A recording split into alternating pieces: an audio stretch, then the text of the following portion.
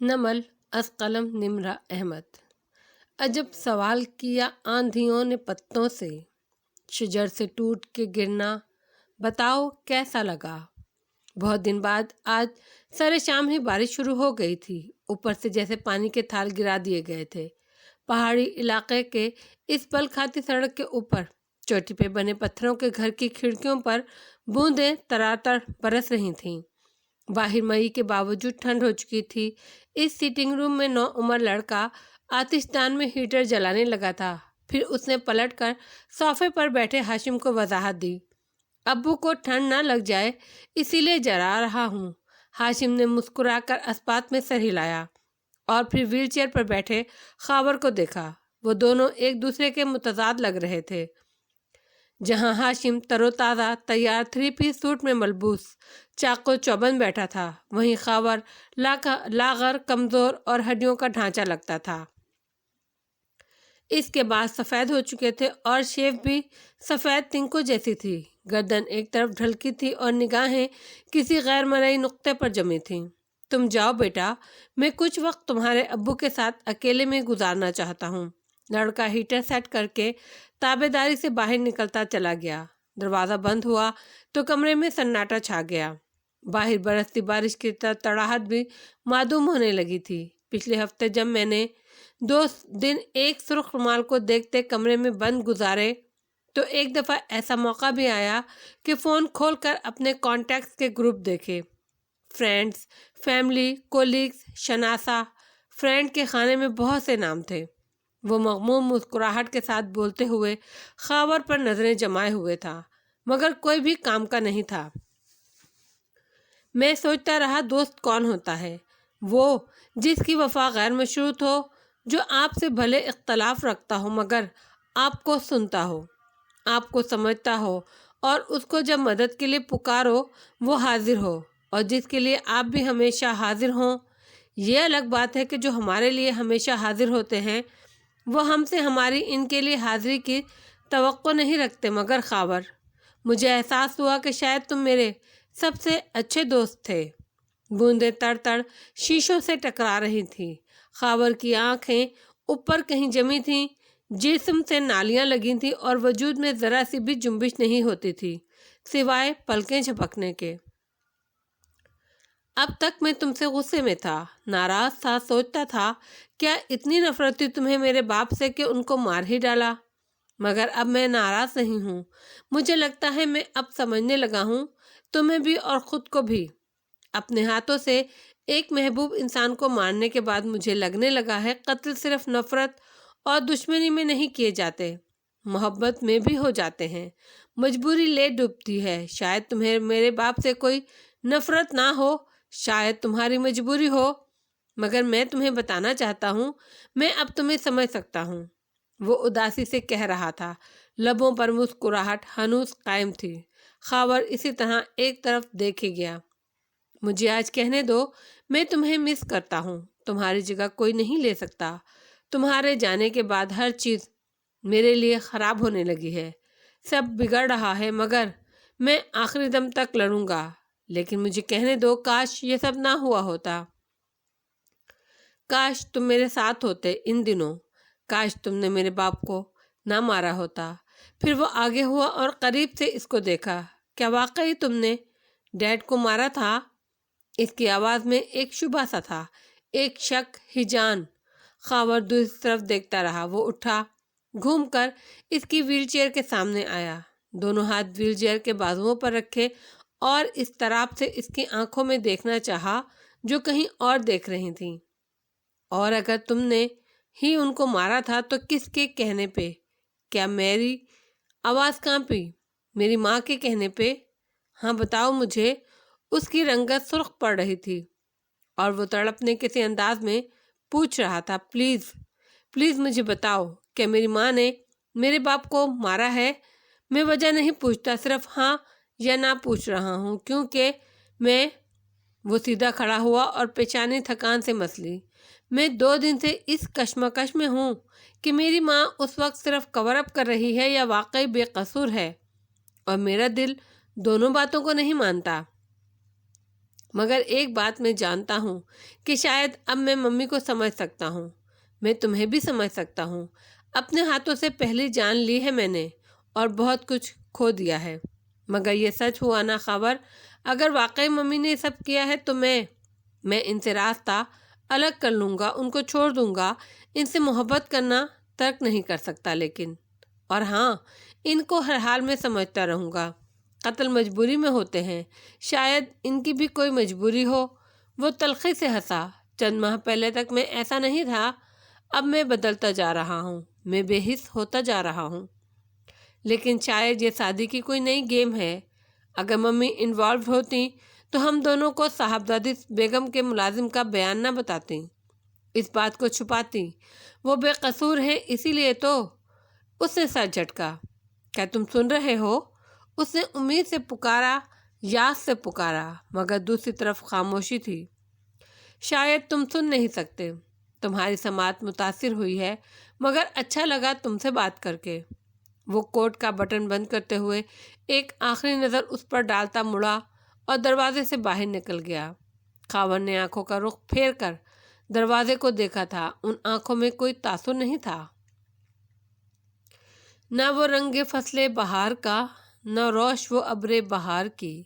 جس ادا سے یار تھے آشنا، وہ مزاج باد صبا گیا۔ کالونی کی بنگلوں کی بتیاں رات میں جلتی ہوئی بہت بھلی معلوم ہوتی تھی۔ حبس اور گرمی کے بعد بارش نے سارے میں رونق بخش دی تھی۔ کچھ لوگوں کے گھروں میں بنتے ہوں گے پکوڑے اور چپس، مگر مور چال میں حنین پینٹ کی بو ہی پھیلائے بیٹھی تھی۔ سارا گھر اس سے بیزار تھا، مگر چونکہ وہ اپنا ہیرو خود تھی تو اس کا دماغ عرصے سے آسمان سے اترنا بھول گیا تھا۔ فارس اس ساری چیخ چیخ جو ندرت، حنا اور حسینہ کے درمیان جاری تھی سے تنگ آ کر اوپر ٹیرس پر آ بیٹھا تھا۔ موسم خوشگوار تھا اور ٹھنڈی ہوا بہت بھلی معلوم ہو رہی تھی۔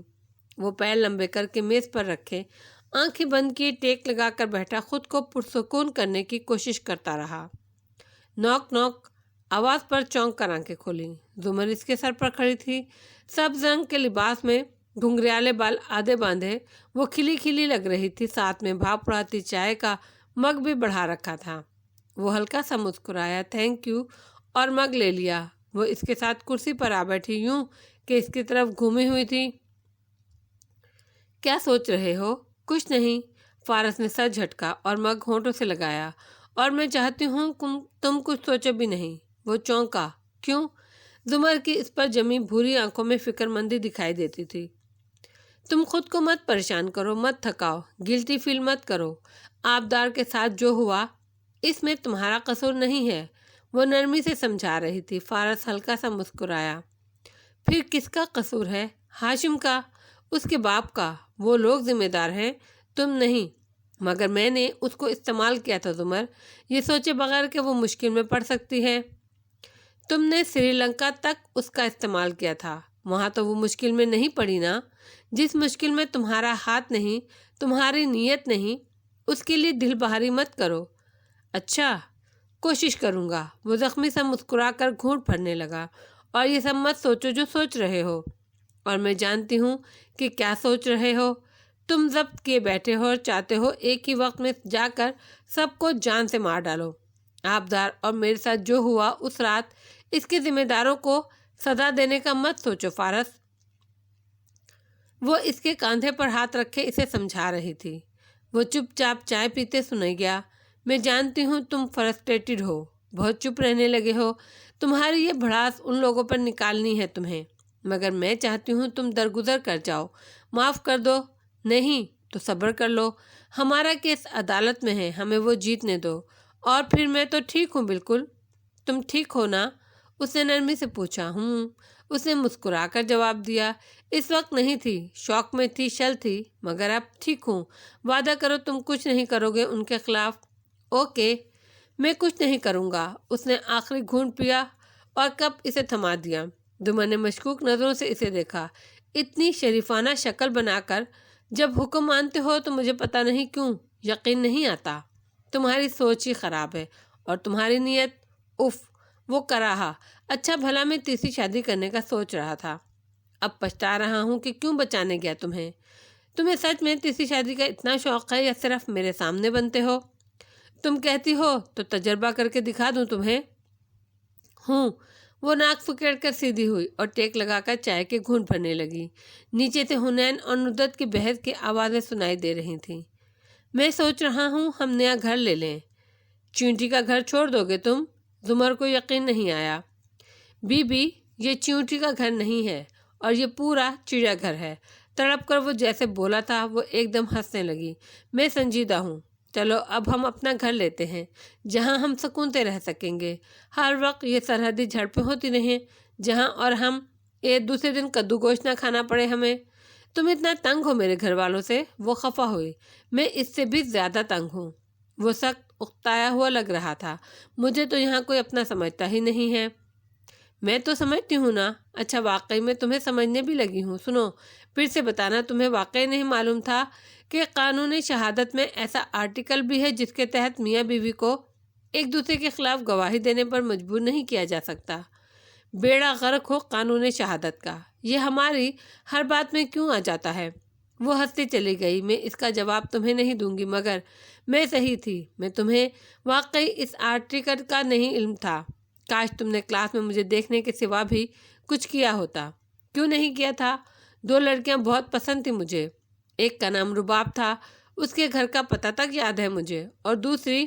اس جواب میں وہ خفگی سے کچھ کہنے لگی تھی مگر وہ اثر لیے بغیر ٹیک لگا کر بیٹھا، پاؤں پر میز رکھے بولے جا رہا تھا۔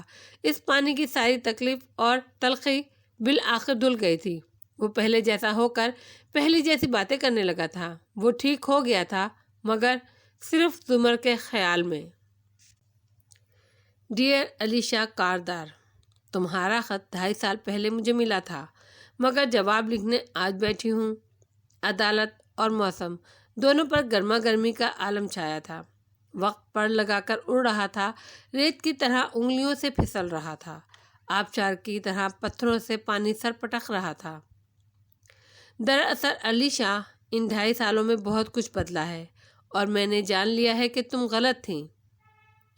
کمرہ عدالت میں کٹہرے میں جواہرات کھڑی تھی اور زمر اس سے سوال پوچھ رہی تھی۔ کیا یہ درست نہیں ہے کہ 21 مئی کو نوشیروان پاکستان میں ہی تھا مگر اس کو دیکھنے والے تمام ملازمین آپ نے چند دنوں میں فارغ کر دیے تھے؟ ملازم دوسری وجوہات پر فارغ کیے تھے۔ سب کے ٹرمینیشن لیٹرز کی کاپیز میں آج ہی جمع کروا دیتی ہوں۔ وہ مسکرا کر بولی تھی۔ نوشیروان دبئی میں تھا اور آپ کی اس شادی کے بعد ہی چلا گیا تھا جس کو کرانے کے لیے آپ نے میری منت کی تھی زمر صاحبہ۔ شادی کے بارے میں آپ سے زیادہ کون جان سکتا ہے مسز کاردار؟ آپ پہ تو ویسے بھی آج کل اپنے ہی شوہر کو قتل کروانے کا الزام لگایا جا رہا ہے۔ وہ بھی تپانے والی مسکراہٹ سے بولی۔ ہاشم کا پارا آسمان کو چھونے لگا۔ دھاڑ سے وہ آبجیکشن بولتا اٹھا۔ وڈران، واپس لیا۔ زمر نے سادگی سے ہاتھ کھڑے کر دیے۔ جواہرات نے تلخ مسکراہٹ سے سر جھٹکا۔ میں نے یہ بھی جان لیا ہے علیشا کہ صرف میرے اندر 2 بھیڑیے نہیں ہیں، نیکی اور بدی کے۔ یہ تو ہر شخص کے اندر ہوتے ہیں۔ ہر شخص گلٹی ہے، لیکن تمہاری طرح میں اب دوسروں کو جج کر کے ان کو گلٹ میں نہیں ڈالنا چاہتی۔ کتنا بہتر ہوتا اگر تم اپنے اعمال پر زیادہ غور کرتی بجائے میری فکر کرنے کے۔ دوسری طرف لیبارٹری میں کھڑا ڈاکٹر نوازش تھکان سے اپنا بیگ سمیٹ رہا تھا۔ چیزیں الٹ پلٹ کرتے اس نے اپنا موبائل اٹھا کر دیکھا۔ چند پیغام تھے، ان کو پڑھنے وہ کھڑا ہو گیا، تب بھی اچانک سے لیب کی بتی بند ہو گئی۔ اس نے چونک کر سر اٹھایا، ادھر ادھر دیکھا مگر اس سے پہلے کہ وہ مڑتا پیچھے سے کسی نے اس کو دھکا دیا۔ موبائل پھسلا اور وہ خود لڑکتا ہوا نیچے ہوا، پھر یکایک بوکھلا کر سر اٹھایا۔ اس کے ساتھ 2 جوکرز آ کر رکے تھے۔ اس نے حیران نظریں اٹھائیں۔ اوپر جینز اور سرمئی شرٹ پہنے، آستین چڑھائے، چھوٹے کٹے بالوں والا فارس غصے سے اسے گھور رہا تھا۔ کون ہو؟ اندر کیسے آئے؟ مگر فارس جواب دینے کے بجائے جھکا، اسے گریبان سے پکڑ کر اٹھایا اور اس کا چہرہ اپنی سرخ آنکھوں کے قریب لے جا کر غرایا۔ آبدار عبید کا پوسٹ مارٹم تم نے کیا تھا نا؟ کون آبدار؟ وہ ہکلایا مگر بات مکمل نہ ہوئی۔ فارس نے اسے میز پر یوں دھکیلا کہ بہت سا سامان، شیشے کی بوتلیں، فلاسک وغیرہ نیچے گرتی گئیں۔ ہر طرح کے ٹوٹتے کانچ کی اور آوازیں اور کرچیاں بکھر گئی تھیں۔ ڈاکٹر کا سر پھٹ گیا تھا اور وہ کراہ رہا تھا۔ یادداشت آئی ہے واپس تو اب بتاؤں؟ اسے گدی سے پکڑ کر اٹھایا اور کھڑا کیا۔ کیا کیا لکھنا بھول گئے تھے اس کی رپورٹ میں؟ بتاتا ہوں۔ وہ جلدی سے بولنے لگا۔ چہرے پر خوف و ہراس تھا اور ماتھے سے خون کی بوندیں ٹپک رہی تھیں۔ اس کے جسم پر تشدد کے نشان تھے۔ بازو، ہاتھ اور گردن پر اور پھیپھڑوں سے ملنے والا فلوئڈ کسی جھیل یا سمندر کا نہیں تھا۔ اگر ہوتا تو اس میں ڈائٹامس۔ کس کے کہنے پر بنائی تھی رپورٹ؟ بتاؤ۔ وہ غرایا تو اس کی گرفت میں پھڑکتا مخمانی سا ڈاکٹر کانپ اٹھا۔ Doctor Aftab Wasti, head of department کے۔ آئندہ تم کسی کی بھی رپورٹ بنانے کے قابل نہیں رہو گے۔ اور یہ کہہ کر اس نے اس کے دائیں ہاتھ کو مروڑ کر زور سے جھٹکا دیا۔ عجیب سی آواز آئی اور ڈاکٹر کی چیخیں نکل گئیں۔ فارس نے نفرت سے اسے پرے پھینکا اور دروازے کی طرف بڑھا، پھر مڑا اور بڑی میز کو دھکیلتے ہوئے سامان سمیت اس کے اوپر گرا دیا۔ ایک کرسی کو ٹھوکر ماری اور پھر نفرت سے اسے دیکھتا باہر نکل گیا۔ تم جیسے لوگ علیشا خود تو ناکام اور تلخ ہوتے ہی ہیں، مگر دوسروں کو ہر وقت عقابی آنکھ تلے رکھتے ہیں۔ اصل میں کچھ لوگوں کو بڑا دکھنے کا شوق ہوتا ہے۔ ان کو اپنے دوستوں کے سامنے بڑا لگنے کے لیے دوستوں پہ جا بجائے تنقید کی عادت پڑ جاتی ہے۔ دوسری طرف کمرہ عدالت میں سب دلچسپی اور توجہ سے کٹہرے میں کھڑی شہرین کو سن رہے تھے، جو جھٹائی سے کہہ رہی تھی، میرے علم میں نوشرما کے پاس ایسی کوئی گن نہیں ہے اور نہ ہی میں نے اسے کبھی گلاک کا یہ ماڈل چلاتے دیکھا ہے۔ مگر کیا اس دن آپ میرے اور فارس کے پاس نہیں آئی تھیں یہ کہنے کہ ہم آپ کو کیا دیں گے اگر آپ اس گن کا لائسنس ڈھونڈ دیں گی ہمیں؟ دمر سنجیدگی سے پوچھ رہی تھی۔ یہ صریحاً بہتان ہے۔ میں آپ کے گھر کبھی نہیں آئی۔ اس نے کندھے اچکائے۔ اور اگر تم جیسوں کا کوئی دوست میرے جیسا ہو، جس کا دل اتنا ہی حساس ہو، تو وہ تم نقاد دوستوں کی باتوں کو دل سے لگا کر ڈپریشن میں چلے جاتے ہیں۔ مگر اب وقت آ گیا ہے کہ میں تمہیں بتا دوں، تم جیسے لوگ دوستوں کی سب سے بری قسم سے تعلق رکھتے ہیں علیشا۔ دفاعی کرسیوں پر موجود ہاشم کا موبائل بجا تو اس نے نکال کر دیکھا۔ بلاک نمبر سے پیغام موصول ہوا تھا۔ مگر اگر تمہیں لگتا ہے کہ تم سعدی یوسف کو دہشت گرد ثابت کرانے میں کامیاب ہو جاؤ گے تو یہ ہند سے لکھ کر ٹویٹ کر دو، میں سمجھ جاؤں گا۔ ہاشم نے ٹویٹر کھولا اور پر امید کے نیچے وہی ہند سے لکھ کر ٹویٹ کر دیے، پھر مسکرا کر فون جیب میں رکھا۔ ذرا سا مڑا تو پیچھے گول شیشے والا آدمی اپنا موبائل دیکھ رہا تھا۔ ہاشم مسکرا کر سیدھا ہوا اور نوشرما کی طرف جھکا۔ تم بے فکر رہو، سعدی یوسف کے دوسرے دشمن ہم سے زیادہ اس خاندان کی تباہی کے خواہش مند ہیں۔ شیرو خاموش رہا۔ علیشا، میں اس امت سے تعلق رکھتی ہوں جس کے نبی صلی اللہ علیہ وآلہ وسلم نے ایک شخص کو برے حلیے میں دیکھا تو خود کچھ نہیں کہا، مگر اس کے جانے کے بعد صحابہ سے فرمایا، اگر تم اس کو کہہ دیتے تو اچھا تھا، مگر ساری بات یہ ہے کہ انہوں نے خود کچھ بھی کہنے سے حیا کی۔ ہمارا اللہ ہمیں حیا سکھاتا ہے۔ یہ خود کو صاف گو اور منہ پھٹ کہنے والے لوگوں کو جان لینا چاہیے کہ وہ اچھے دوست نہیں بن سکتے اور اپنی بد کلامی کی وجہ سے آخر میں اکیلے رہ جائیں گے۔ مورچال گرمی بھری رات میں ڈوبا تھا۔ سرونٹ کوارٹر میں بیٹھا صداقت افسوس سے سامنے بیٹھی حسینہ کو کہہ رہا تھا، مجھے بڑا ارمان تھا کہ فارس بھائی اس دن ہم پر شک کر رہے تھے، ان کو ایسا نہیں کرنا چاہیے تھا۔ اصل میں نے جو بول دیا تھا کہ تم لائے ہو تو وہ اسی لیے شک کرنے لگے۔ وہ جلدی سے بولی۔ وہ چونکا۔ تم نے بتایا نہیں کہ تمہاری امی جی نے تحفے میں دیا ہے؟ ایسے ہی بتاتی، نظر لگ جاتی۔ سچے لوگ بد کلام نہیں ہوتے اور منہ پھٹ اور تلخ کلام لوگ سچے نہیں ہوتے۔ منافقین کہتے تھے محمد عربی رسول اللہ صلی اللہ علیہ وآلہ وسلم اللہ کے رسول ہیں، اور اللہ قسم کھا کر کہتا ہے کہ منافقین جھوٹے ہیں۔ حالانکہ جو بات وہ کہہ رہے تھے وہ تو سچ تھی، مگر وہ جھوٹے اس لیے تھے کہ ان کا دل اس کی گواہی نہیں دیتا تھا۔ علیشا، رات مزید گہری ہوئی تو وہ سرورٹ کوارٹر سے نکل کر سہج سہج چلتی چار دیواری کی پچھلی سمت جانے لگی۔ یہاں کونے میں ایک بڑا سا درخت تھا وہ کسی بلی کی طرح اس پر چڑھی اور پھر چڑھتی گئی، دیوار تک پہنچی، پھر وہاں سے دوسری طرف پھلانگ گئی۔ سامنے اندھیرے میں وہ شخص کھڑا تھا اور اس نے سرخ سا مفلر چہرے پر لپیٹ رکھا تھا۔ اب اور کیا کرنا ہے مجھے؟ بہت مشکل سے آئی ہوں، اگر میرے مالکوں کو معلوم ہو گیا نا تو میری جان نکال لیں گے۔ بس ایک آخری کام، وہ آہستہ سے بولا تھا اور پھر دھیمی آواز میں اس کو سمجھانے لگا۔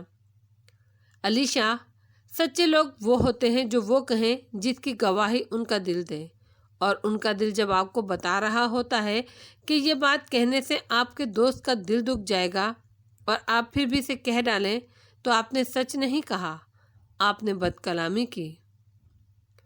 کمپیوٹر اسکرین روشن تھی۔ سعدی اور حنین اس کے سامنے پورے انہماک سے بیٹھے تھے۔ ہنا ساتھ ساتھ ٹائپ بھی کی جا رہی تھی۔ مزے کی بات یہ ہے کہ PMDC نے سارے پاکستان کے ڈاکٹرز کا ڈیٹا اپنی ویب سائٹ پہ ڈال رکھا ہے۔ معمولی سی ہیکنگ، اور یہ دیکھیں، ہنا مزے سے کہہ رہی تھی، میرا آفیشیل ریکوگنائزیشن سافٹ ویئر اپنا کام چند منٹ میں کر لے گا، اور اگر ڈاکٹر مایا کی شکل کی کوئی لڑکی یہاں ہوئی تو وہ نکل آئے گی۔ Very good job head girl. اس نے ہنا کا شانہ تھپ تھپایا۔ وہ مسکرا کر اور سادی فکر مندی سے اسکرین کو دیکھنے لگا۔ اور علیشا، انسان کو ایسا دوست نہیں بننا چاہیے جو اپنے دوست کو صرف اس لیے خط لکھے کہ جب وہ خود جیل میں اپنے اعمال کی وجہ سے پہنچا ہے تو دوسروں کو بھی کہنے لگے کہ حنین تم بھی کچھ برا ضرور کرو گی۔ یہ دوسروں کے بارے میں فتوے پتہ نہیں تم جیسے دوست کیوں دے لیتے ہیں جن کو اپنے کل کا پتہ نہیں ہوتا۔ سرخ نشان ابھرا تو حنین اور سعدی دونوں کے منہ کھل گئے، پھر ایک دوسرے کو دیکھا۔ مایوسی سی سارے میں پھیل گئی، یعنی مایا پاکستان میں رجسٹرڈ ہی نہیں ہے، اسے کسی اور ملک سے بلوایا گیا تھا۔ وہ گہری سانس لے کر بولی، یعنی اب ہمارے پاس اور کوئی گواہ نہیں ہے، اب بند کر دو ان کی ویب سائٹ۔ ارے واہ، ایسے ہی بند کر دوں؟ تھوڑی سی ایڈیٹنگ تو کرنے دیں۔ اس کی آنکھیں چمکی اور اس نے کی بورڈ سنبھال لیا۔ سعدی حیرت سے دیکھنے لگا۔ وہ Pakistan medical and dental council کا اباؤٹ سیکشن چیک کر رہی تھی۔ ہم سے ملیے، ہم ہیں پاکستان مینٹل اینڈ ڈسپریسڈ کمیونٹی۔ ہم نے صرف پرائیویٹ میڈیکل کالجز کو کھلی چھٹی دے کر بچوں کا بیڑا غرق نہیں کیا، بلکہ ہم نے انٹی ٹیسٹ کے نام پر دنیا کا سب سے منافع بخش کاروبار بھی شروع کر رکھا ہے۔ آئیے ہم آپ کو بتاتے ہیں کہ انٹی ٹیسٹ کیا ہوتا ہے۔ یہ ایک ایسا نظام ہے جس کو ہم نے اس لیے ختم نہیں کیا کیونکہ ہمارے بہت سے دوست اور رشتہ دار انٹی ٹیسٹ پریپ کی اکیڈمیاں چلا کر ہر سیزن میں اربوں روپے بنا لیتے ہیں، ورنہ باقی اس کا صرف ایک مقصد ہے، 18-19 سال کے بچوں کے ذہن کو مفلوج کرنا، ان کو خوف زدہ کرنا، میٹرک سے ان کے ذہن پر سوار کر دینا کہ انہوں نے تعلیم نہیں حاصل کرنی بلکہ 1000 سے اوپر نمبر لینے ہیں، اور وہ بچے اپنے سینئرز کو ان کے ناموں سے نہیں، 998 نمبر والا اور 1021 نمبر والا جیسے القابات سے یاد کرتے ہیں۔ اور چونکہ ہمارے پاس سیٹیں تھوڑی ہوتی ہیں اور ہم ہزاروں بچوں کو کامیاب نہیں کر پاتے تو ہمیں فخر ہے کہ جس کا میڈیکل میں ایڈمیشن نہ ہو اس کو معاشرہ نالائق سمجھتا ہے۔ وہ بچہ کسی بھی فیلڈ میں چلا جائے، وہ اس احساس کمتری اور ڈپریشن میں رہتا ہے کہ اس کا میڈیکل میں ایڈمیشن نہیں ہوا، اور ان ہزار ناکام بچوں کی ہماری کوشش ہے کہ کبھی یہ نہ پتہ چلنے دیا جائے کہ انٹی ٹیسٹ پاس یا فیل کرنا اہم نہیں ہے، اس کی تیاری کرنا اور اس کو دے ڈالنا، یہی سب سے بڑی جدوجہد ہے، جسے اگر آپ نے کر لیا ہے تو بھلے آپ کا میڈیکل میں ایڈمیشن نہ ہو، آپ دنیا کی ہر اچھی فیلڈ میں کامیابی کے جھنڈے گاڑ سکتے ہیں اگر آپ خود پر اعتماد رکھیں۔ آپ نالائق نہیں تھے، یہ آپ کی حکومت کا ناانصافی پر مبنی نظام تھا۔ بس کر دو ہنا، سائبر کرائم میں پکڑی جاؤ گی۔ وہ اس کو باز رکھنے کی کوشش کر رہا تھا۔ ایویں علیشا، تمہارے اس ایک خط نے مجھے ذہنی طور پر بہت پیچھے دھکیل دیا تھا۔ دوستوں کو تم جیسا نہیں ہونا چاہیے۔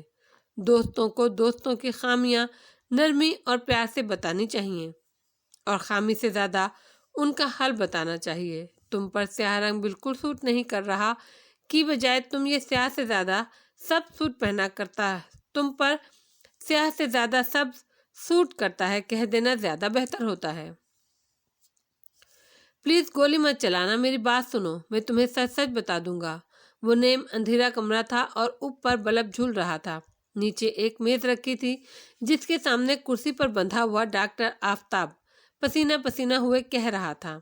اس کے ہاتھ پیچھے کو ہتھ کڑی سے بندھے اور گریبان کے 2 بٹن کھلے تھے۔ کوہنی سے شرٹ پھٹی تھی اور جلد چھلی ہوئی دکھائی دے رہی تھی۔ بال بکھرے تھے، چہرے پر خوف تھا۔ آستین چڑھائے کھڑے فارس نے پستول میز پر رکھا اور اس کے سامنے جا ٹھہرا۔ تیز نظروں سے اسے دیکھتے ہوئے ایک جوتا اس کے گھٹنے پر رکھا اور دبایا۔ گھٹنے پر شاید کوئی زخم تھا جس سے خون رسنے لگا اور وہ کراہنے لگا۔ رکو پلیز، میری بات سنو۔ اس کی آنکھوں میں آنسو آ گئے۔ میرے بھائی کی رپورٹ تم نے بنائی تھی نا؟ وہ اینٹی ڈپریسنٹ کھاتا تھا، یہ بھی لکھا تھا تم نے۔ اس کے جسم پر تشدد کے نشان نہیں تھے۔ میرے جرے بھائی نے خودکشی کی تھی، یہ سب لکھا تھا نا تم نے؟ آبدار کی رپورٹ بھی تم نے بنائی ہے نا؟ میں نے ہاشم کے کہنے پر۔ وہ ٹوٹے پھوٹے الفاظ میں ایک ہی سانس میں سب کہتا گیا۔ اور کس چیز سے جواہرات نے تمہیں مجبور کیا کہ تم اس کے شوہر کی رپورٹ بدلنے پر مجبور ہو گئے؟ ڈاکٹر آفتاب چپ ہو گیا تو اس نے پستول اٹھا لیا اور اس کے دوسرے گھٹنے کی طرف تان لیا۔ اس کا چہرہ اتنا سرد اور اتنی تپش لیے ہوئے تھا کہ ڈاکٹر کا سانس اٹکنے لگا۔ میں بتاتا ہوں، طوبا میری بیوی کی بیٹی تھی۔ میری بیوی اور اس کا بیٹا، طوبا کا بھائی، نہیں جانتے کہ طوبا نے میری وجہ سے خودکشی کی تھی۔ وہ جلدی بتاتا گیا۔ اس عمر میں وہ ہڈیوں میں لگنے والی گولی برداشت نہیں کر سکتا تھا۔ وہ چپ ہوا تو فارس نے جوتا اٹھا لیا۔ میں چاہتا تھا تمہارے بازو کی اس نس میں چورا گھونپ دوں جو تمہاری انگلیوں کو سن کر دے گی اور تم کبھی دوبارہ سرجری نہیں کر سکو گے، مگر نہیں۔ اس نے یہ کہتے ہوئے گریبان پہ اٹکا پین اتارا اور اس کی کیپ کو پریس کیا اور اسے دکھایا۔ میں نے تمہاری طوبا والی کہانی ریکارڈ کر لی ہے اور میں اسے تمہاری بیوی اور اس کے بیٹے کو دے دوں گا۔ وہ دونوں خود فیصلہ کریں گے کہ انہیں تمہارے ساتھ کیا کرنا چاہیے۔ نہیں، اس کا چہرہ سفید پڑنے لگا، ایسے مت کرو۔ یہ رہی تمہاری ہتھ کڑی کی چابی۔ اس نے چابی اس کی طرف بڑھائی اور جب اس نے امید سے دیکھا تو فارس نے چابی اس کے قدموں میں گرا دی۔ جب تک تم اپنی ہتھ کڑی کھول کر آزاد ہو پاؤ گے وہ یہ ویڈیو دیکھ چکے ہوں گے۔ اور ماتھے پر ہاتھ لے جا کر بولا، الوداع۔ بازو بڑھا کر لیمپ کھینچا، بلب بجھ گیا۔ اب اس کے دور جاتے قدموں کی آواز صرف سنائی دے رہی تھی۔ علیشا، جو دوست اپنی بات کا آغاز سوری مجھے کہتے ہوئے اچھا تو نہیں لگ رہا مگر ایسا ہے کہ یا دیکھو برا تو نہیں مانو گی، ایک بات کہوں، کی طرح کے فقروں سے کرتے ہیں وہی سب سے برے دوست ہوتے ہیں۔ ایسی بات کہی ہی کیوں جائے جس سے دوست برا مانے، بلکہ کیوں نہ بری لگنے والی باتیں بھی اچھے انداز میں کی جائیں۔ اللہ کے رسول صلی اللہ علیہ وآلہ وسلم تو کسی کو کچھ کہنے سے پہلے برا تو نہیں مانو گے نہیں پوچھا کرتے تھے، کیونکہ وہ دوسروں کی مدد کرنا چاہتے تھے، انہیں شرمندہ کرنا نہیں۔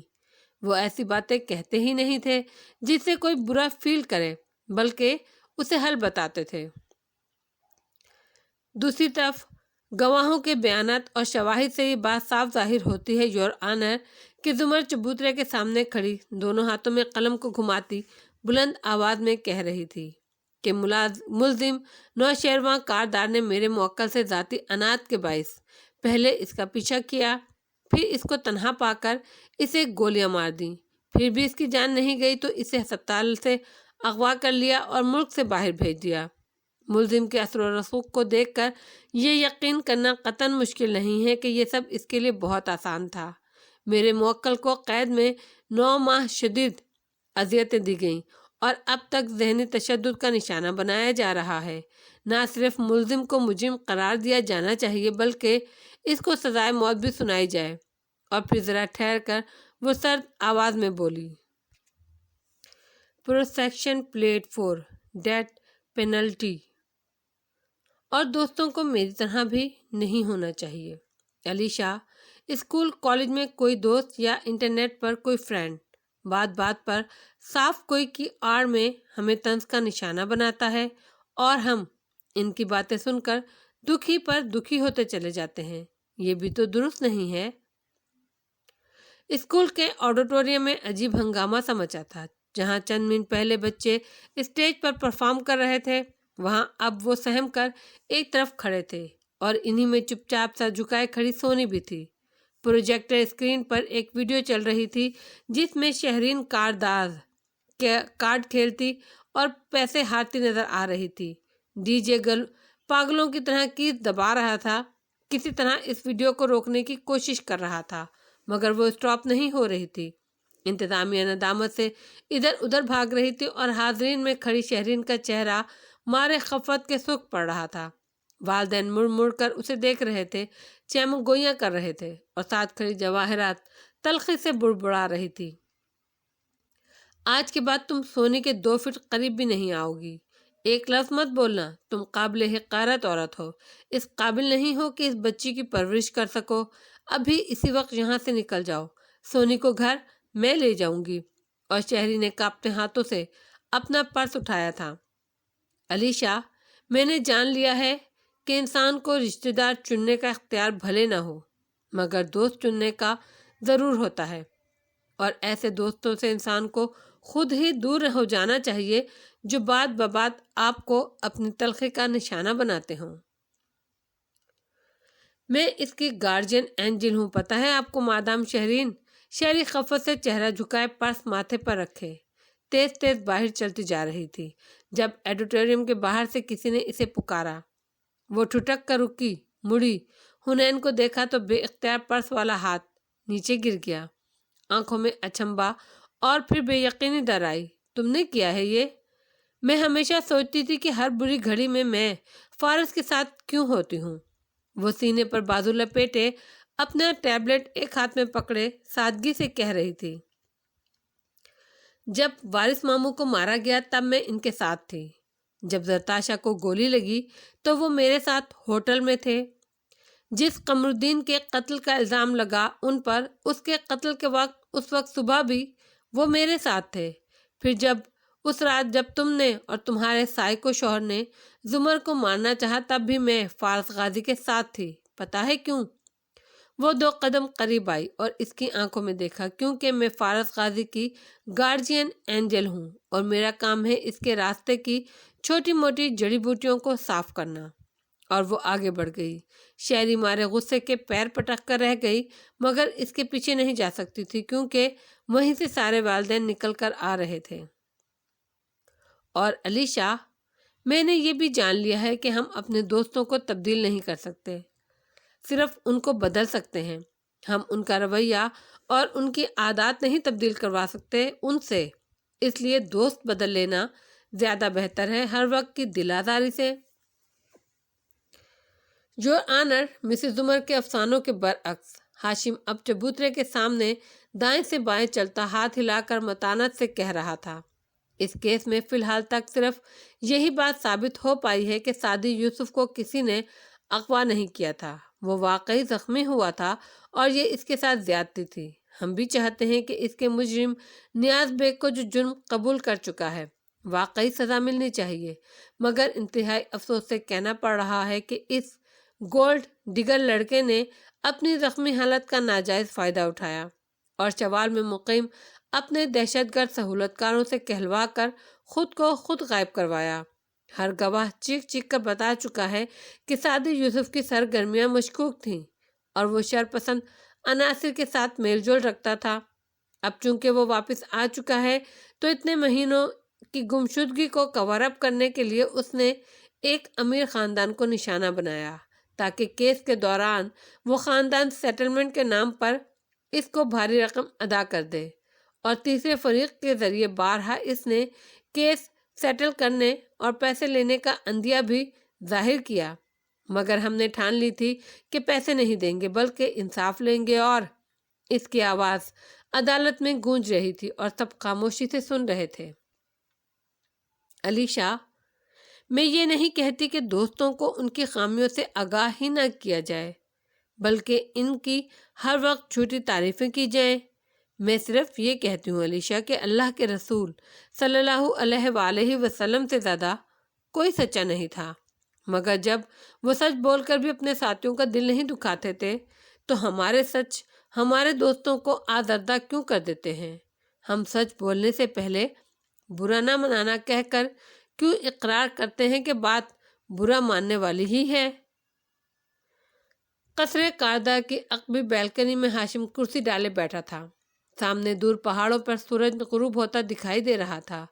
وہ ٹانگ پر ٹانگ جمائے، شرٹ کے آستین موڑے، مغموم سے انداز میں اس نارنجی تھال کو دیکھ رہا تھا جو بس کسی پر لگتا تھا زمین پر الٹ جائے گا، مگر بادل اس کو سنبھالے ہوئے تھے، سہارا دیے ہوئے تھے۔ تم نے شہری کو بے دخل کر کر اچھا کیا، اس کی وجہ سے سونی کی بہت انسلٹ ہوئی۔ سونیا تب سے ڈپریشن میں ہے، ساتھ بیٹھی جواہرات کہہ رہی تھی۔ اس سے ہنکارا بھرا، نظریں ڈوبتے سورج پر جمی تھی۔ سونی کو اس کی ماں کے غلط کاموں کی وجہ سے پریشان نہیں کرنا چاہتا میں۔ ایسی ماں کے ساتھ رہنا ہی نہیں چاہیے جو اولاد کی پرواہ کیے بغیر اتنے غلط کام کرتی ہو۔ جواہرات کا دل زور سے دھڑکا مگر بظاہر مسکرائے گئی۔ صحیح کہا، ہر ماں تمہاری ماں جیسی نہیں ہوتی جو اولاد کے لیے ہر شے قربان کر دے۔ ہاشم نے نظریں پھیر کر اجنبی سے انداز میں اسے دیکھا۔ ہمارے لیے کیا آپ کو کچھ بہت مشکل کام بھی کرنے پڑے تھے؟ اور وہ جان گئی کہ وہ جان گیا ہے۔ آنکھوں میں آنسو آ گئے۔ بہت مشکل کام ہاشم، بہت ہولناک کام۔ ہاشم اسے دیکھتا رہا۔ گردن میں ابھر کر ڈوبتی گلٹی صاف دکھائی دی۔ اور ایسے کام کرتے وقت کیا کوئی دوسرا راستہ نہ تھا آپ کے پاس؟ تب شاید آپ وہ نہ کرتیں۔ دوسرے راستوں میں میرے بیٹوں کی تباہی تھی، میں نے بیٹوں کو چنا۔ اس کی آنکھ سے آنسو ٹپ سے گرا تھا۔ دونوں ایک دوسرے پر نظریں جمائے ہوئے تھے، سانس باندھے تھے، ایک دوسرے کو کھوجنے کی کوشش کر رہے تھے۔ اور کیا آپ نے سوچا آپ کے کسی ایسے قدم سے، ہولناک قدم سے، آپ کے بیٹوں کو کتنی تکلیف ہو سکتی ہے؟ تکلیف کا علم تھا، مگر تباہی سے بچانے کے لیے ذرا سی تکلیف دینا بہتر تھا۔ میں چاہتی ہوں ہم دوسروں سے ایسی دوستی کریں علیشا، کہ ہمارے دوستوں کو ہمارے منہ کھلتے دیکھ کر ڈر نہ لگا کرے کہ ابھی ان کی زبان سے کچھ ایسا کہا جائے گا جس پر میرا دل برا ہو جائے گا۔ عجیب بات ہے مگر انصاف گو منہ پھٹ دوستوں کے بارے میں جب کچھ کہا جائے تو آگ بگولا ہو کر زمین آسمان ایک کرتے ہیں۔ وہ ذرا سی تکلیف، اس کا دل جیسے کٹ کر رہ گیا۔ وہ بس دکھی نظروں سے اسے دیکھے گیا۔ ہو سکتا ہے آپ کی اولاد کا دل اس ذرا سی تکلیف سے باہر ابھی تک نہیں نکلا ہو سکتا ہے آپ کے بیٹے کے ہر تلخ فیصلے کے پیچھے آج بھی اسی تکلیف کا ٹراما بسا ہو۔ پتہ نہیں، اگر یہ تکلیف ایسی ہے تو تباہی کیسی ہوگی۔ پھر سر جھٹکا اور سامنے نظر آتے سورج کو دیکھنے لگا۔ ٹرائل کا فیصلہ آ جائے پھر میں اور سونیا یہاں سے شفٹ کر جائیں گے۔ میں نے آفس کے قریب ایک گھر لیا ہے، جب تک ہمارا نیا گھر تعمیر نہیں ہوتا ہم وہیں رہیں گے۔ جواہرات کا دل جیسے کسی نے مٹھی میں لے لیا۔ میں تمہارا گھر دیکھنے آ سکتی ہوں؟ نہیں۔ وہ اٹھ کر اندر چلا گیا اور وہ دل محسوس کر بیٹھی رہ گئی۔ اندر ہاشم کے اسٹڈی ٹیبل پر 2 کاغذات پڑے تھے۔ ایک اورنگزیب کی پوسٹ مارٹم رپورٹ جس میں موت کا وقت لکھا تھا، ایک اندازہ کہ اتنے سے اتنے بجے کے درمیان موت واقع ہوئی ہے، اور دوسرا، اس نے وہ کاغذ اٹھا کر دیکھا، وہ ایک ای میل تھی۔ جب اس رات جواہرات کمرے سے باہر آئی تھی تو اس نے ہاشم سے کہا تھا اس کا جی میل کام نہیں کر رہا۔ تب ہاشم نے جواہرات کے فون سے اپنے فون پہ یہ ہاشم ہے موم کے فون سے لکھ کر ای میل بھیجی تھی۔ اس کے کوئی آدھے گھنٹے بعد انہوں نے اورنگزیب کو مردہ پایا تھا۔ اس ای میل کا وقت پوسٹ مارٹم میں لکھے وقت سے اوپر تھا۔ جواہرات اورنگزیب کو قتل کر کے خود کو سنبھال کر کمپوز کر کے میک اپ کر کے باہر نکلی تھی۔ اس سب میں وقت لگا تھا۔ اس ٹائم اسٹیپ سے یہ معلوم ہوتا تھا کہ اورنگزیب کی موت اس وقت ہوئی جب وہ کمرے میں تھی۔ ہاشم نے کرب سے آنکھیں موند لیں اور اس کاغذ کو مٹھی میں مروڑ دیا۔ میں چاہتی ہوں علیشا، ہم انسان اپنے خود ساختہ سچائی کے ملموعہ کو چہرے سے نوچ پھینکیں اور جان لیں کہ بدگوئی اور حق گوئی میں بہت فرق ہوتا ہے۔ سچ اور حق میں بھی بہت فرق ہوتا ہے۔ حق کہتے ہیں سچی بات کو درست موقع اور درست جگہ پر درست انداز میں کہنا۔ اس لیے ظالم حکمران کے سامنے کلمہ سچ نہیں، کلمہ حق لگایا جانا جہاد ہے۔ یہ نہیں کہ اس کے محل کے سامنے جا کر دہائیاں دینے لگ جاؤ، بلکہ اس کے دربار میں کھڑے ہو کر اچھے انداز میں دلیل کے ساتھ اپنی بات پیش کرو اور اسے اس کے ظلم کا احساس دلاؤ۔ علی شاہ فرش پر ایک لکڑی کے پھٹے کے اوپر شاہ فرمان چت لیٹا تھا۔ اس کا جسم ڈیک ٹیپ سے بندھا نظر آ رہا تھا۔ سامنے ڈرل چارجنگ پہ لگی تھی اور وہ بار بار ضبط کرتا فارس کو دیکھ رہا تھا، جو اب کرسی ڈالے اس کے قریب آ بیٹھا تھا۔ تم دن میں ہوٹل سیکیورٹی دیکھتے ہو اور رات میں فری لانسر کانٹریکٹ کے طور پر کام کرتے ہو، بڑے بڑے لوگوں کے برے برے کام کر کے دیتے ہو۔ یہ میری بیوی کو لفٹ میں ڈبونے کے کتنے پیسے دیے تھے کارداز نے تمہیں؟ پیسے کام کے بعد ملنے تھے، جیسے مجھے تو علم ہی نہیں کہ سارے کانٹریکٹرز آدھے پیسے پہلے لیتے ہیں۔ تم وہ پیسے لے لو، مجھے جانے دو۔ وہ کرسی سے اٹھا اور بوٹ سے اس کے منہ پر ٹھوکر ماری۔ مجھے تمہارے پیسے نہیں چاہیے۔ اس کے دانت پر لگی تھی، بھل بھل خون بہنے لگا۔ میرا دل چاہتا ہے اس رات کی اذیت کے بدلے میں تمہارے جسم میں اس دل سے اتنے سوراخ کروں۔ مارے ضبط کے اس نے زور سے آنکھیں میچیں، پھر گہری سانس لے کر اسے دیکھا۔ مجھے بتاؤ، میں کیوں نہ کروں تمہارے ساتھ یہ سلوک؟ تم میرے کلائنٹس کی لسٹ لے سکتے ہو، میں نے ان کے بھی جو بھی کام کیے ہیں تم وہ دیکھ سکتے ہو۔ وہ تیز تیز ہانپنے لگا تھا۔ فارس واپس کرسی پر بیٹھا اور ڈرل مشین اٹھا لی، ہوا میں بلند کر کے ٹرائگر دبایا۔ زوں کی آواز سے وہ چلنے لگی۔ اس نے الٹ پلٹ کر اس کا جائزہ لیا، پھر اسے بند کر کے دیکھا، اور تم نے رسیدیں سنبھال کر رکھی ہیں تاکہ بوقت ضرورت اپنے کلائنٹس کو بلیک میل کر سکو۔ واہ، وہ تلخی سے ہنسا۔ ہر کوئی ڈاکومنٹ سنبھال کر رکھتا ہے، اگر کبھی پکڑے جائیں تو سیاستدان بچانے آ جاتے ہیں۔ مجھے تمہارے سیاستدانوں میں کوئی دلچسپی نہیں ہے۔ ہاشم کاردار کے بارے میں بتاؤ۔ اس نے ڈرل مشین سامنے رکھ لی۔ شاہ فرمان کی نظریں ڈرل پر جمی تھیں۔ اس کی ماں کا ایک کام کیا تھا میں نے، وہ تیزی سے بول اٹھا۔ فارس رک گیا، پھر سیدھا ہوا، آنکھیں سکیڑ کر اسے دیکھا۔ اچھا، کیسا کام؟ کسی کا قتل، اغوا؟ نہیں، چھوٹا سا کام تھا، ڈاکومنٹس فارگرے۔ اس کی آواز دھیمی ہوئی۔ علی شاہ، اس نے جاتے جاتے، اس لیے میں تمہیں نصیحت کروں گی کہ تلخ لوگوں کو دوسروں پر نصیحت کرنے کا کوئی حق نہیں ہوتا۔ میں آج خود کو اس خط کے قید سے آزاد کرتی ہوں۔ ہر شخص میں ہوتے ہیں دو بھیڑیے، اور بدی کا بھیڑیا کبھی غالب آ بھی جائے، اور بھلے انسان کا ماضی کتنا ہی داغدار کیوں نہ ہو جائے، مگر دوست وہ ہوتا ہے جو اپنے دوست کو یہ بتائے کہ تمہارا مستقبل اب بھی کورا ہے، بلینک۔ اس کو تم اب بھی پاکیزہ روشنائی سے لکھ سکتی ہو۔ کاش تم نے مجھے اس وقت یہ بتایا ہوتا۔ اس رات فورڈلی ایور آفٹر کا اوپری حال تاریک تھا اور اس میں صرف ٹیبل لیمپ کی روشنی جلتی دکھائی دے رہی تھی۔ فارس میز پر چند کاغذ پھیلائے پرسوچ الجھی ہوئی نظروں سے اس کو دیکھ رہا تھا۔ بار بار کوئی تعلق بنانے کی کوشش کرتا، بار بار وہ ٹوٹ جاتا۔ کچھ سمجھ میں نہیں آ رہی تھی۔ گھڑی کی سوئیاں آگے بڑھ رہی تھیں اور وہ اب کرسی پر بیٹھا تھا، سر ہاتھوں میں گرائے سوچ رہا تھا۔ گھڑی اب رات کے 3 بجا رہی تھی۔ وہ کاغذات دیوار پر چسپاں کیے ان کے سامنے کھڑا تھا، ہاتھ میں قلم تھا اور مختلف نقطوں پر نشان لگاتا، پھر نفی میں سر ہلاتا۔ باہر صبح طلوع ہو چکی تھی، اور میں چاہتی ہوں تم جیسے دوست اپنے دوستوں کی نام نہاد بہتری اور بھلائی سوچنے کے بجائے اپنے آپ پر توجہ دینے لگیں تو زیادہ اچھا ہو۔ میں حنین یوسف یہ عہد کر چکی ہوں کہ اب میں کبھی اپنے دوستوں کے رویوں کو خود پر طاری نہیں ہونے دوں گی اور ان کی وجہ سے اپنے آپ کو برا نہیں سمجھوں گی۔ میں اپنا ہیرو خود ہوں، فقط حنین۔ انہی کی شہ سے انہیں مات کرتا رہتا ہوں، ستمگروں کی مدارات کرتا رہتا ہوں۔ مورچال میں آج ٹی وی کا شور نہیں تھا۔ حنین اور ندرت کا بالآخر اس بات پر اتفاق ہو گیا تھا کہ کچھ عرصے کے لیے ٹی وی کو پیک کر کے رکھ دیا جائے۔ اسامہ سخت ناخوش تھا۔ فیصلہ بھی اسی کی پڑھائی کی وجہ سے کیا گیا تھا۔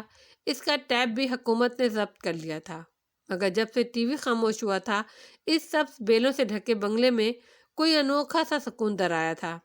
سب کے پاس وقت ہی وقت تھا، ذہن توانا تھے، آنکھیں تھکان زدہ نہیں تھیں۔ سب لاؤنج میں بیٹھے آپس میں باتیں کر رہے تھے اور سچ شکر کے موبائلز پر بھی نہیں لگے ہوئے تھے۔ اس شیطان کے ڈبے کو واقعی کچھ عرصے کے لیے پیک کر دینا چاہیے۔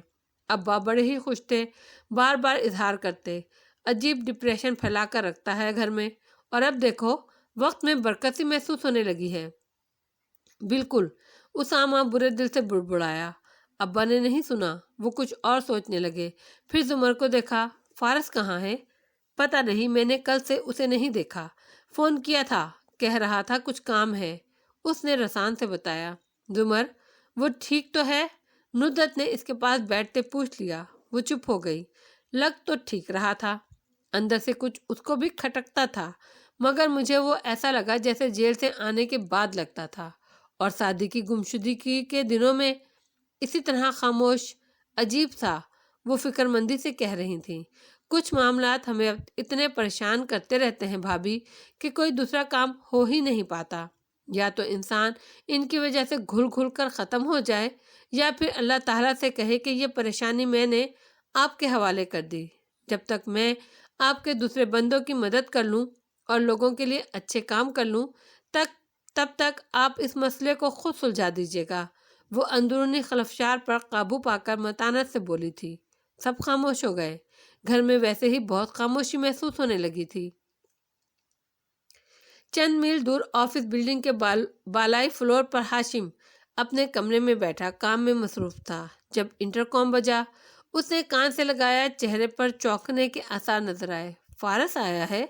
ذرا ٹھہرا، ٹھیک ہے، اندر بھیجو، اور اینک اتار کر رکھی، ٹیک لگائی، ٹائی ڈھیلی کی، آستین موڑے اور آنکھوں میں سپاٹ پن لیے وہ منتظر سا بیٹھا نظر آ رہا تھا۔ دروازہ کھلا اور چوکھٹ میں فارس نظر آیا، جینز کی جیبوں میں ہاتھ ڈالے۔ وہ سرسری نگاہوں سے ارد گرد کا جائزہ لے رہا تھا۔ ہاشم کے لبوں پر تلخ مسکراہٹ آن ٹھہری۔ کیسے آنا ہوا کزن؟ فارس قدم قدم چلتا، گردن موڑ کر دیکھتا آگے آیا اور میز کے قریب آ ٹھہرا۔ پھر ہاشم کو دیکھا۔ بے فکر رہو، تمہاری سیکیورٹی مجھے چیک کر چکی ہے، کوئی خفیہ کیمرہ، وائر یا ہتھیار نہیں ہے میرے پاس۔ وہ ذرا رکا اور مسکرایا۔ میں آج تمہیں اپنی زبان سے مارنے آیا ہوں۔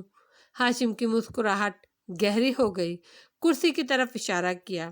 بیٹھو نا، مگر فارس گردن موڑ کر ایکوریم کو دیکھ رہا تھا، اس آب یزیدان کو۔ کیا اسی میں مارا تھا تم نے آبدار کو؟ سرد سی ہوا کا جیسے تھپیڑا سا کمرے میں آ کر ساکن ہو گیا تھا۔ ہاشم نے بھی رخ موڑ کر آب یزیدان کو دیکھا۔ اس دن اس کی ساری مچھلیاں مر بھی گئیں۔ میں نئی مچھلیاں بھی نہیں لایا، شاید اس کا کانچ تک زہریلا ہو چکا ہے۔ فارس کرسی کھینچ کر بیٹھا، ٹانگ پر ٹانگ جمائی اور دونوں ہاتھ باہم پھنسا لیے۔ پھر افسوس سے ہاشم کو دیکھا۔ تمہیں ترس نہیں آیا اس پر؟ ہاشم نے شانے اچکائے۔ وہ خود چاہتی تھی کہ میں اسے مار دوں، میں نے صرف اس کی خواہش پوری کی، مگر اسے اس سب میں تم نے دھکیلا تھا۔ تم مجھ سے زیادہ قصوروار ہو۔ ویسے اس سے فرق نہیں پڑتا، مگر میرے اور اس کے درمیان کچھ بھی نہیں تھا۔ بعد میں سب یہی کہتے ہیں۔ What ever. فارس نے ناک سے مکھی اڑائی۔ چند لمحوں کی خاموشی دونوں کے بیچ حائل ہو گئی۔ خیر، تم ابھی سے کیوں آئے ہو؟ حالانکہ ابھی تو تم لوگوں کی عدالتی فیصلے کا انتظار کرنا چاہیے۔ ویسے بھی میں نے ابھی اپنا آخری پتہ نہیں کھیلا ہے۔ تم پتے کھیل رہے تھے، میں تو شطرنج کھیل رہا تھا۔ مگر میں نے تو سنا ہے آج کل آگے پیچھے لوگوں کو ٹارچر کرتے پھر رہے ہو، کیونکہ میرا غصہ ان غریبوں پر نکال رہے ہو۔ وہ دونوں بنا سانس لیے بات پر بات پھنک رہے تھے۔ غصہ تو بہت تھا مجھے، اور چند دن نکالتا بھی رہا، مگر اب ٹھنڈا ہو گیا ہوں۔ ویسے بھی اصل انتقام ٹھنڈا کر کر کھانے کا نام ہے۔ سو کیوں آئے ہو؟ ہاشم نے دلچسپی سے پوچھا۔ تمہیں کچھ خاص بتانے۔ وہ اس کی آنکھوں میں دیکھتے ہوئے مسکرا کر بولا، میں جانتا ہوں تمہارے باپ کو کس نے قتل کیا ہے۔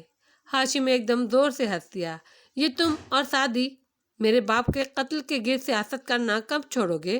ہاشم، میں واقعی تمہیں بتانا چاہتا ہوں تمہارے باپ کا اصل قاتل کون ہے۔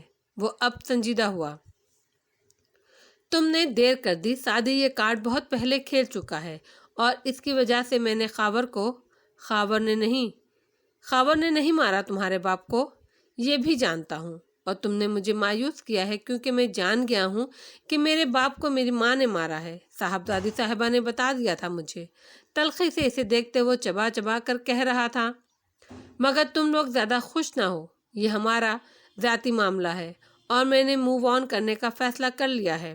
ہاشم، اس نے ٹانگ سے ٹانگ ہٹائی اور آگے کو جھکا، ہمدردی سے اسے دیکھا، تمہاری ماں نے تمہارے باپ کو نہیں مارا۔ کمرے میں ایک دم بھیانک سا سناٹا چھا گیا۔ ہاشم کا سانس تھما۔ سعدی، صاحبزادی صاحبہ، احمد، سب غلط ہے، جواہرات نے تمہارے باپ کو نہیں مارا۔ اوہ پلیز، اس نے اکتا کر ہاتھ اٹھایا، آنکھوں میں بے پناہ بیزاری تھی۔ اب کسی تیسرے فریق پر الزام ڈالنے آئے ہو میرے پاس تمہاری کہانیوں کے لیے وقت نہیں ہے۔ مجھے تم پر ترس آ رہا ہے مگر تم واقعی بے خبر ہو۔ میں تمہاری بے خبری دور کرنا چاہتا ہوں۔ آگہی عذاب ہے اور میں چاہتا ہوں تم یہ عذاب چکھو۔ اچھا؟ اس نے تیکھی نظروں سے اسے دیکھا۔ پھر بتاؤ، اب کی دفعہ کس نے مارا ہے میرے باپ کو؟ فارس چند لمحے اس کی آنکھوں میں ترہم سے دیکھتا رہا، پھر لب کھولے، تم نے خود۔ ہاشم پل بھر کو الجھا، پھر ستائش سے ابرو اٹھائے، واو، اس سے اچھا طریقہ نہیں ملا تمہیں کسی کو ڈسٹرب کرنے کا۔ پھر افسوس سے سر جھٹکا، واقعی فارس، میرے جیسے آدمی کو تم اب آ کر یہ کہو گے کہ محاورتاً میری کسی حرکت کا دکھ لے کر میرا باپ مرا، یہ وہ، تاکہ میں ڈپریشن میں چلا جاؤں اور خود کو اپنے باپ کا موت کا ذمہ دار سمجھوں۔ واٹ ربش، تم نے اپنے باپ کو قتل کیا ہے ہاشم۔ وہ ٹھہر ٹھہر کر بول رہا تھا، آنکھیں ہاشم کی آنکھوں پر جمی تھیں۔ تم ہو اپنے باپ کے اصل قاتل، اور اس ساری بے تکی کہانی کا کیا مقصد ہے؟ مطلب کس طرح مارا ہے میں نے اپنے باپ کو؟ ہاں، اسے اب غصہ آنے لگا تھا، جیسے مارا جاتا ہے قتل کر کے۔ فارس نے شانے اچکائے، میں جانتا ہوں میرے باپ کو کس نے مارا ہے، میری اپنی ماں نے، اور اس سارے معاملے کو میں کھوج رہا ہوں، مگر تمہاری اس ساری بکواس سے جواہرات نے تمہارے باپ کو نہیں مارا۔ ہاشم دھاڑ سے اٹھا اور میز کی چیزیں پرے گرائیں۔ ممی نے ہی اورنگزیب کاردار کا قتل کیا ہے، میں جانتا ہوں۔ میں میز پر مٹھیاں بھیجے رکھے وہ اونچی آواز میں غرایا، رنگت سرخ تھی اور آنکھوں سے شعلے نکل رہے تھے، مگر وہ سکون سے بیٹھا، اسے دیکھتا رہا، پھر آہستہ سے بولا، ہاں انہوں نے ہی مارا ہے اورنگزیب کاردار کو، مگر یہ کس نے کہا کہ وہ تمہارا باپ تھا؟ اور ہاشم کاردار کے جسم کا ہر عضو سن ہو گیا، آنکھوں کی پتلیاں ساکن ہو گئیں، ہاتھ میز پر رکھے رکھے جم گئے، نگاہیں اس پر ہی پتھر ہو گئیں۔ کس نے کہا ہاشم کاردار کہ اورنگزیب کاردار تمہارا باپ تھا؟ فارس اٹھ کر کھڑا ہوا، جواہرات نے بے شک اسے مارا ہے مگر وہ تمہارا باپ نہیں تھا، تمہارا باپ جواہرات کا کزن طیب متی تھا۔ ہاشم کے لب پھڑ پھڑائے مگر آواز نہیں نکلی، اس کی سانس رک چکی تھی، جسم پتھر تھا، آنکھوں میں سرخی دوڑ رہی تھی، مگر وہ کسی سکتے کے عالم میں فارس پر جمی تھی۔ ایک پرائیویٹ کانٹریکٹر کو ایک کام دیا تھا جواہرات بیگم نے، جب تم نے اور تمہارے کیا کہنا چاہیے نقلی باپ اورنگزیب کاردار نے مالی بدعنوانیوں کے باعث جواہرات کے کزن کو جیل بھجوایا تھا، اور خاص تمہارے حکم پر اس کے اوپر تشدد کروایا گیا تھا، تو تمہیں یاد ہوگا اس تشدد سے وہ ہسپتال جہاں پہنچا تھا، جہاں گو کہ وہ مر گیا تھا، مگر اس کے جو بلڈ ٹیسٹ کی رپورٹ آئی تھی وہ درست نہیں تھی، کیونکہ جواہرات بیگم نے ایک کانٹریکٹر کو کہہ کر اصل بلڈ سیمپل لیب سے غائب کروا کر کسی اور مریض کی رپورٹس جمع کرا دی تھی، مگر اس کا کانٹریکٹ کو ایک مسئلہ ہوتا ہے، یہ رسیدیں ضرور سنبھال کر رکھتے ہیں، اس نوجوان نے اس بلڈ سیمپل کو ضائع کرنے سے پہلے اس کی بہت ساری رپورٹس نکلوا لی تھیں، کیونکہ اس کا کہنا تھا امیر عورتیں عموماً DNA رپورٹس بدلوایا کرتی ہیں۔ اس نے مجھے رپورٹ دی اور میں نے ان کو تمہارے بلڈ بینک میں، جہاں تم غریب لوگوں کے لیے خون کا عطیہ ہر چند ماہ بعد دیتے ہو اور ساتھ میں فوٹو شوٹ کرواتے ہو، تمہارے سیمپل کے ساتھ میچ کروا لیا۔ What a perfect match! یقین نہیں ہے تو خود دیکھ لو۔ اس نے جیب سے ایک تہہ شدہ کاغذ نکال کر میز پر رکھا۔ آنکھیں ہنوز ہاشم پر جمی تھیں، جو ابھی پتھر ہوا کھڑا تھا۔ اسے لگا وہ سانس بھی نہیں لے رہا تھا، پلک بھی نہیں جھپک رہا تھا۔ اورنگزیب تمہارا باپ نہیں تھا، فارس ٹہلتے ہوئے اب کہہ رہا تھا، ہاتھ ہلاتے ہوئے جیسے خود کو سمجھا رہا تھا، مگر طیب کو خود بھی معلوم نہیں تھا کہ اس جیسے بیکار، گھٹیا، کنگال آدمی کا ایک شاندار سا بیٹا بھی ہے۔ کسی زمانے میں وہ امیر اور خوش شکل تھا، مگر آخری وقت میں تو کافی رذیل سا ہو گیا تھا۔ اب وہ ٹہلتے ٹہلتے ایکویریم کے قریب آ رکا۔ انگلی اس نے شیشے کی دیوار پر اس جگہ پھیری جہاں کبھی آبی نے سفید پرتے ہاتھ رکھے تھے۔ اسی لیے وہ آخری وقت تک جواہرات کو بلیک میل کر رہا تھا، اور وہ تمہیں روکتی تھی کہ اس کو جیل میں نہ پھینکواؤ، مگر زیادہ کوشش اس نے بھی نہیں کی، کیونکہ وہ اس کا اصل راز نہیں جانتا تھا، نہ ہی اورنگزیب کاردار جانتے تھے۔ وہ اب جیبوں میں ہاتھ ڈالے کھڑکی کے سامنے جا کھڑا ہوا تھا، باہر تاریک رات اور شہر کی روشنیوں کو دیکھ کر کہہ رہا تھا۔ اورنگزیب کو ہمیشہ نوشیروان پر شک ہوتا تھا، مگر اس کی مشابہت ان سے بہت تھی۔ تم پر کبھی شک نہیں کیا، لیکن تم ان جیسے نہیں تھے، اپنی ماں پر گئے تھے۔ یہی وجہ تھی کہ میں اور نوشیروان، ہماری شکلیں اور آوازیں ملتی ہیں، ہم اورنگزیب جیسے ہیں۔ تم ویسے نہیں تھے، تم ہمیشہ مختلف تھے۔ تم علیشہ جیسے بھی نہیں تھے، تم سب سے الگ تھے، کیونکہ تم کاردار تھے ہی نہیں۔ پھر چہرہ موڑ کر اسے دیکھا، وہ سن کھڑا تھا، اس کی پیشانی تر تھی، قطرے کنپٹی سے نیچے ٹپک رہے تھے، مگر اسے سانس نہیں آتی محسوس ہو رہی تھی۔ فارس اس کے قریب چلتا آیا۔ دوسروں کے باپ کو مارتے یہ خیال آیا تھا کبھی ہاشم کہ اپنے باپ کو بھی خود قتل کرو گے ایک دن؟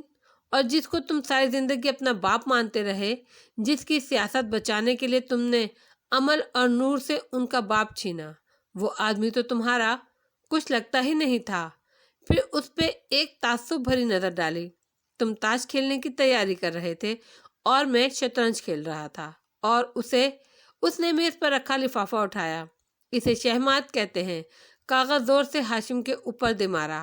وہ اس سے ٹکرا کر نیچے گر گیا، مگر برف اور آگ کے بت میں کوئی جنبش نہیں ہوئی۔ فارس نے سر جھٹکا اور باہر کی طرف بڑھ گیا۔ وہ ایسے ہی کھڑا تھا اور اس کا جسم ہولے ہولے کانپ رہا تھا۔ اگلا سفر کیسے تمام ہوا کوئی اندازہ نہیں تھا۔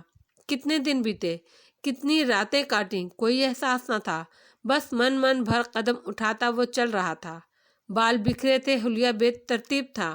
وہ قصر کے سبزہ پر قدم رکھتا جا رہا تھا۔ ملازم اسے دیکھ کر حیرت سے پیچھے ہٹنے لگے۔ اس کے ہاتھ میں ایک شیشے کا جار تھا جس کا منہ بند تھا، اور وہ سامنے دیکھتے اس بھری دوپہر میں قدم اٹھاتا جا رہا تھا۔ لاؤنج کا دروازہ کھولا تو سیڑھیوں کے اوپر وہ دونوں کھڑے باتیں کر رہے تھے۔ جواہرات فکر مندی سے کہہ رہی تھی، تم دوبارہ اس کے دوستوں سے پتہ کرو، وہ 4 دن سے گھر نہیں آیا شیرو۔ وہ روحان سی لگتی تھی۔ شیرو، کرتا ہوں دوبارہ فون، کہہ کر فون ملانے لگا۔ تبھی جواہرات کی نظر نیچے پڑی، جہاں لاؤنج کے کھلے دروازے کے ساتھ وہ کھڑا تھا۔ اس کا چہرہ سفید اور آنکھیں سرخ تھیں۔ جواہرات کی آنکھوں میں نمی در آئی، تیزی سے سینے اترنے لگی۔ ہاشم، تم کہاں تھے؟ او گاڈ، ہم سب کتنا پریشان تھے تمہارے لیے۔ تم ٹھیک ہو نا بیٹا؟ وہ پریشانی سے اسے دیکھتے قریب آئی۔ وہ عجیب سی نظروں سے اسے دیکھے گیا۔ جار میز پر رکھ دیا۔ کوئی مسئلہ ہے تو مجھے بتاؤ، مت سنو لوگوں کی باتیں، سب لوگ جھوٹ بولتے ہیں۔ وہ اس کے سامنے کھڑی بے بسی سے کہہ رہی تھی۔ وہ اسے دیکھتا ہوا قدم قدم قریب آنے لگا۔ جواہرات کو عجیب خوف سا آیا۔ وہ ایک قدم پیچھے ہٹی۔ میں نے نہیں مارا، اورنگزیب کو جھوٹ بولتے ہیں سب، اور تم اورنگزیب کی محبت میں مجھے بھلا بیٹھے ہو کیا؟ وہ آنسو بہاتی کہہ رہی تھی۔ اوپر کھڑا نوشیروان ناگواری سے اسے دیکھے گیا۔ ہاشم اس کے قریب آ رہا تھا اور وہ دھیرے دھیرے پیچھے ہٹ رہی تھی۔ کیا اورنگزیب نے تم لوگوں کے لیے جو میں نے نہیں کیا؟ تمہارے ہر راز کی پردہ دار میں تھی، جو بھی کیا تمہارے لیے کیا۔ تم مجھے سب سے عزیز تھے ہاشم، میں نے تمہاری پرستش کی، تم مجھے سب سے عزیز ہو، شیرو سے بھی زیادہ۔ تم مجھے ایسے نہ دیکھو۔ وہ اور زیادہ رونے لگی۔ وہ اس کے بالکل قریب آ رکا، اسے گھورتے ہوئے ایک دم سے اس کی گردن دبوچی۔ جواہرات کی چیخ نکلتے نکلتے رہ گئی۔ ایک ہی دفعہ پوچھوں گا، سچ سچ بتانا۔ سرخ انگارہ آنکھوں سے گھورتے ہوئے وہ غرایا تھا، ایک ہاتھ سے اس کی گردن دبوچ رکھی تھی۔ میرا باپ کون تھا؟